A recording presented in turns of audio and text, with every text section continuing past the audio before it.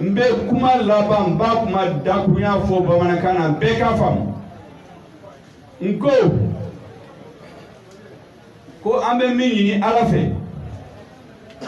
mogo minun tara akaraka kuma mali togola kuma minun babora akara réunion la akake kuma nyuma miwe kuma mimbe mali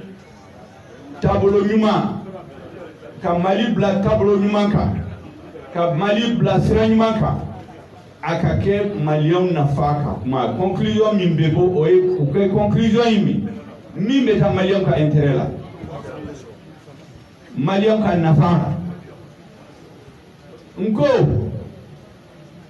ko diena histoire quoi mogo si ma deli ka ye ko yɛlɛma kɛra fanga nɔfɛ a kɛra révolution a kɛra insurrection a kɛra coup d'état a kɛra i n'a fɔ fa bɛ fanga di a den ma a kɛra élection démocratique campagne électorale mogo si ma deli ka ye ko fanga kura min bɛ na ko mɔgɔ min bɛ na révolution la min y'a kɛlɛ min bena insurrection la min y'a kɛlɛ min mana coup d'état la min y'a kɛlɛ min bilala famille royale contre la min mana campagne la min ye campagne kɛlɛ ni président do n'a ka campagne mɔgɔ si ma deli ka ye olu de bena changement lata ni changement kɛra o ma deli ka kɛ yɔrɔ si an ɲɛ bɛ Mali la mɔgɔ min ma ye kɛlɛ in kɔnɔ min y'a kɛlɛ k'a fɔ k'olu t'a fɛ yɛlɛma ka don Mali o de n'an ka mɔgɔw gɛn ka wo ju la CICB la ka manifestation k'olu bɛ armée soutenir k'olu b'a fɛ yɛlɛma ka don jamana kɔnɔ o tuma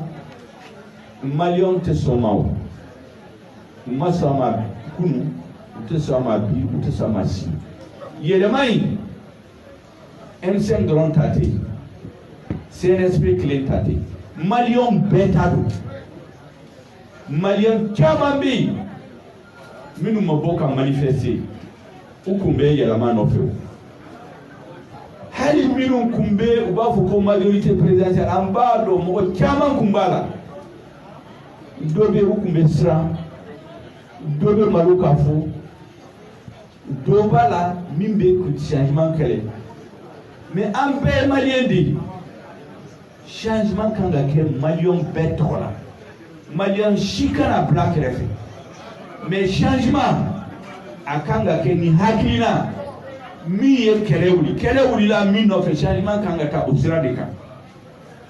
nko ko kɛlɛ in a daminɛna don min na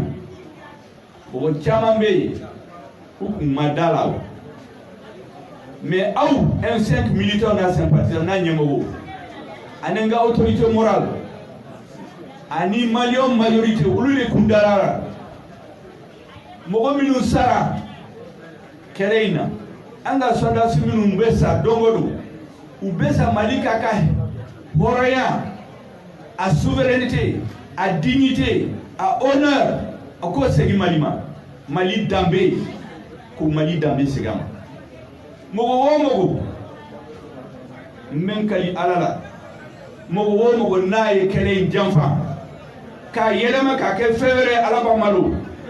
Ala b'a malo Ala b'a malo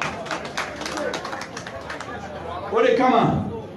n bɛ min ɲini Ala fɛ Ala ka hakili ɲuman di an bɛɛ ma mɔgɔ o mɔgɔ n'a bɛ fili la i kɛra M5 o i kɛra CNSP o i kɛra mɔgɔ wɛrɛ o Ala ka minɛ ka bila sira ɲuman kan que Dieu sauve le Mali Ala ka Mali lakana Ala ka Mali bila sira ɲuman kan mɔgɔ o mɔgɔ n'a bɛ fɛ ka Mali tiɲɛ Ala kana sira ɲuman d'a ma Ala ka maliyɛnw kanbɛn Ala ka na ni réconciliation ka bɔ Kidal ka taa Menaka ka taa Tawudeni ka taa Tombouctou ka taa Menaka ka taa Ségou ka taa Mopti ka taa Bamako ka taa Kulikoro ka taa Kayi ka taa Sikaso an bɛɛ ka bɛn ka taa diaspora maliyɛnw bɛɛ ka bɛn ka kuma kelen fɔ ka Mali hɔrɔnya segin a ma hakɛto b'a la sali Ala Mamadu merci bien Merci bien.